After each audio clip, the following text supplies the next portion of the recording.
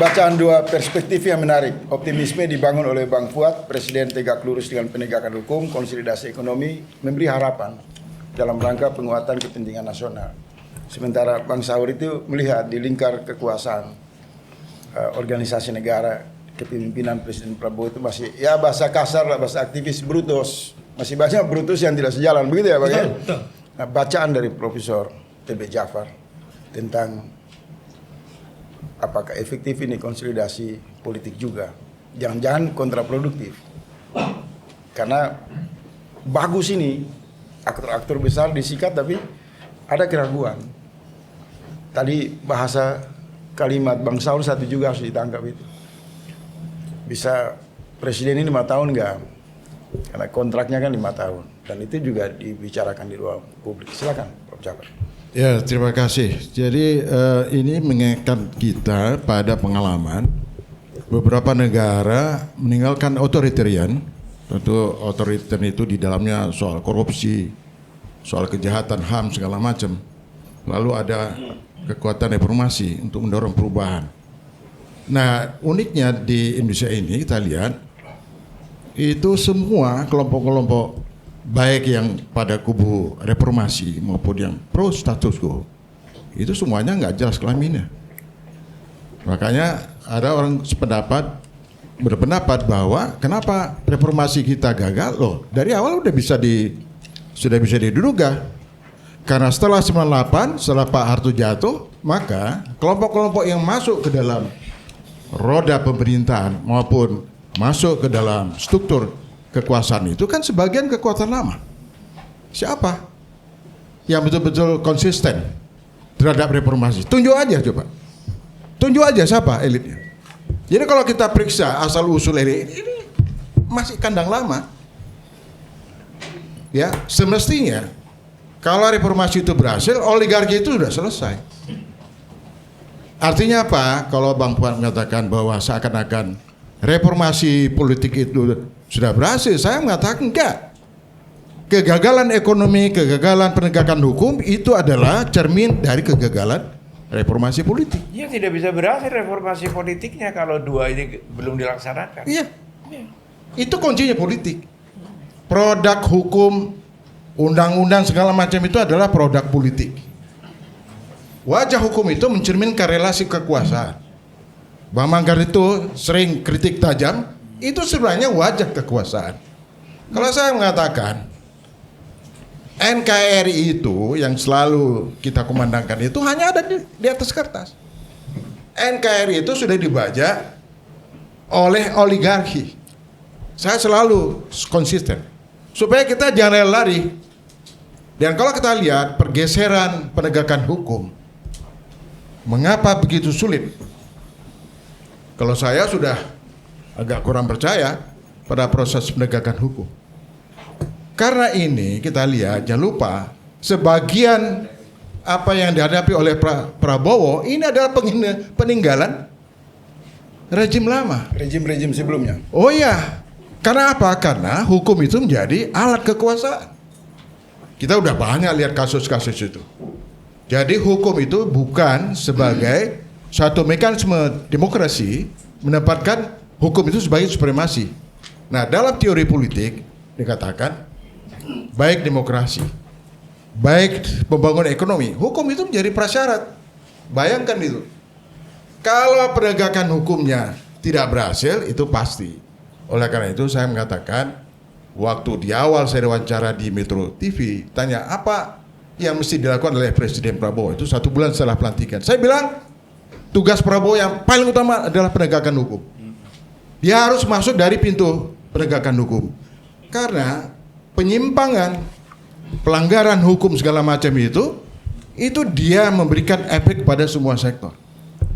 Sekarang bisa lihat soal kejahatan tambang, soal penyelundupan, soal pajak, soal apa lagi? Sebut saja.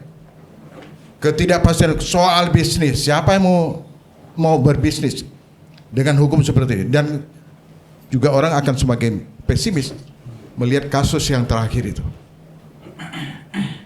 Dan sorry, saya tidak terlalu optimis. Karena apa? Karena apakah satu pendapat, ini jaksa harus dorong. Ya, ada yang pro kontra ya. Kalau saya mengatakan baik mekanisme prosedur yang ada maupun aparat penegak hukum, baik di kejaksaan, baik di kepolisian, baik di kehakiman, itu sudah harus di satu big question. Kalau menurut saya ini tidak bisa. Kondisi yang ada kita lihat, ini korupsinya udah triliunan. Artinya apa? Hukum itu sudah mati. Kalau hukum itu tidak hidup, tidak mungkin angka itu tembus dari triliunan gitu ya.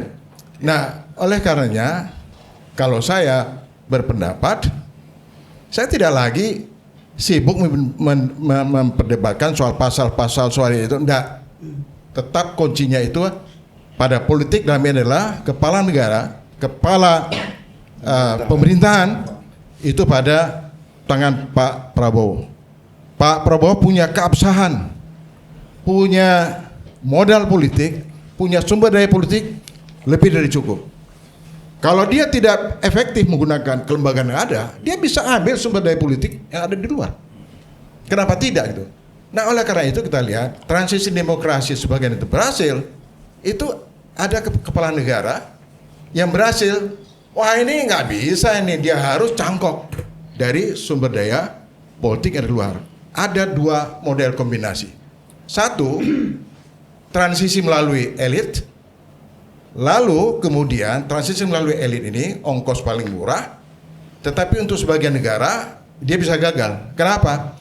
Karena tidak ada yang mengawal agenda reformasi. Itu yang terjadi pada kita. Nah, sekarang sebenarnya polanya itu harus berubah. Pak Prabowo kalau betul-betul dianggap konsisten, komitmen masih kuat, saya kira nggak cukup. Dia harus didukung oleh pola dukungan dari bawah. Itu yang dinamakan dengan pola replacement. Jadi atas bawah. Karena kalau atas saja ini udah rusak, maaf. Ini udah rusak gitu loh. Nah, oleh karena itu tadi mengapa harus ada pertanyaan, apakah Pak Prabowo itu akan didukung? Loh, sebenarnya gampang indikator. Semakin banyak kritik dari kelompok kritis, itu sebenarnya harus dibaca ya dalam kaca yang terbalik. Itu sebenarnya ada bentuk dukungan. Bayangkan kalau tidak ada kritik, ya atas dasar apa dia juga bisa melakukan, punya keberanian untuk itu. Nah, jadi pendekatannya itu memang harus dirubah kalau menurut saya.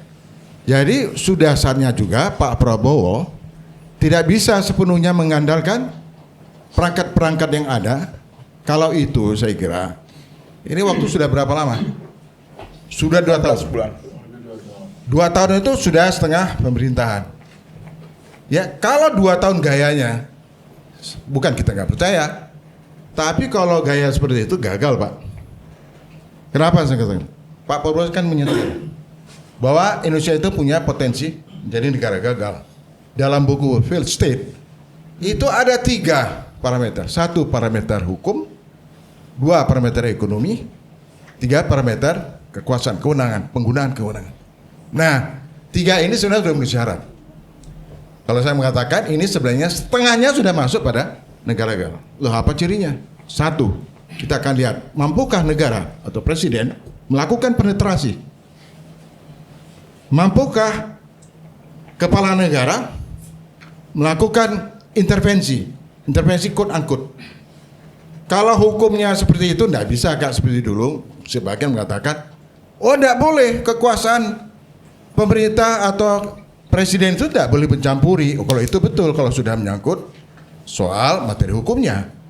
Tetapi penguatan langkah-langkah untuk menguatkan law enforcement, presiden itu punya tanggung jawab. Nah, jadi yang ingin saya katakan, saya sederhana aja. Jadi semua bola ini kembali lagi kepada Pak Prabowo. Dan kalau ini tidak efektif, maka yang dipertaruhkan itu adalah kredibilitas Pak Prabowo sebagai kepala pemerintahan. Orang tidak akan lihat siapa DPR yang enggak. Apalagi DPR itu sebagian berpendapat tidak berfungsi. Itu juga bagian dari kegagalan pembangunan atau reformasi politik itu. Jadi bola ini kembali lagi sebenarnya sederhana saja. Kalau saya ya saya bukan orang hukum ya, tapi buat saya di dalam melihat bagaimana penyelesaian kerumitan itu tidak lagi pada soal hukum yang berdebatnya nggak selesai. Hanya satu persoalan, seberapa kemampuan Pak Prabowo, seberapa kuat, seberapa komitmennya Pak Prabowo itu bisa menyelesaikan ini. Kalau ini gagal, Anda mau hafal pasal-pasal segala itu tidak ada, bukan situ persoalannya. Kembali lagi, persoalannya itu ada dengan presiden, itu saja. Kalau Pak Presiden itu mengambil langkah-langkah yang konsisten, terukur dan jelas hasilnya, dukungan itu dengan sendirinya. Dukungan itu dengan sendiri. Tidak usah dipersoalkan gitu. Sekarang tuh rakyat menunggu. Ya, menunggu. Jadi tinggal kita tunggu saja. Jadi jangan lagi ini presiden duduk. Wah, saya bilang bukan itu lagi. Sekarang lihat Pak Presiden ini komit nggak? Rakyat juga bisa. Pak Presiden ini komit nggak? Itu konstitusi. Oke, terima kasih.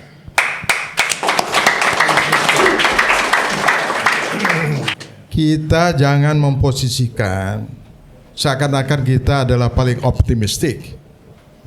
Dan juga boleh dong orang pesimis. Kedua spektrum ini sebenarnya energi itu yang bisa mendamaikan itu ada presiden sebagai decision maker gitu loh. Justru bangsa ini dibangun, negara ini dibangun. Ya itu saya mau ingatkan gitu loh. Supaya pesimis optimis ini itu ada energi yang harus masuk dalam proses politik, di mana outputnya adalah kebijakan, kemudian implementasi. Kalau tidak ada suara kritis, pesimis, di dalam teori kekuasaan itu tidak ada ceritanya. Tetap dia harus terus digugat, harus diingatkan, itu harus dibaca sebagai support, sebagai demand. Ya. Ini supaya di antara pendukung atau yang kritis itu jangan kemudian memposisikan diri sebagai suatu kebenaran yang harus dipahami juga oleh yang pesimis. Tidak boleh begitu. Jadi dua-duanya itu adalah bentuk support. Dialektika. Kalau itu bisa didamaikan oleh presiden, loh, 2 periode apa keberatannya? Ya, kalau dia bisa proses 2 pandangan ini kemudian jadi satu terobosan, apa keberatannya? Toh juga banyak kasus-kasus di negara lain, Putin itu luar biasa. Jadi kita nggak perlu bicara bertentangan, tidak. Yang kita diskusikan adalah bagaimana Presiden Prabowo terus diingatkan, terus dikasih alternatif kebijakan. Satu hal, kalau Pak Prabowo itu begitu hebat di dalam decision makingnya, kita juga akan kritik. Pikiran hebat itu bisa jalan kalau pasukannya, kabinetnya seperti sekarang ini. Saya pesimis. Gitu loh, itu perdebatan gitu loh. Saya tidak terlalu optimis kalau ini kan hasil koalisi. Tapi saya mau luruskan dulu. Sebagian rakyat juga atau kelompok kritis juga tidak mempersoalkan kabinet, tapi mereka melihat outputnya. Dan output itu dijelaskan tadi sama Bang Fuad sama Bang. Oke. Itu bagus. Saya ikuti. Lurus, tegak lurus. Output itu ada satu step lagi, implementasinya. MBG bagus nggak? Diperbaiki. Outputnya bagus nggak? Bagus dong. Tapi implementasinya, banyak masalah. Gitu loh. Jadi maksud saya biarkan aja publik itu menyampaikan, sekali lagi ya, mau optimis, mau pesimis, yang akan mendamaikan itu adalah Pak Presiden. Saya kira itu. Terima kasih. Bang Fuad, terakhir Bang Fuad. Ya.